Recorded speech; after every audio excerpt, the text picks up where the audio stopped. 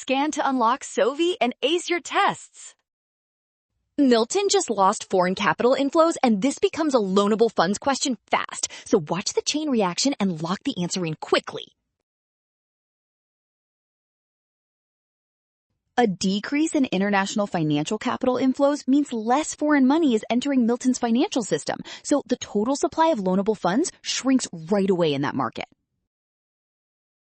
In the loanable funds market, when supply shifts left while demand stays the same, the equilibrium real interest rate rises because borrowers compete harder for fewer available funds.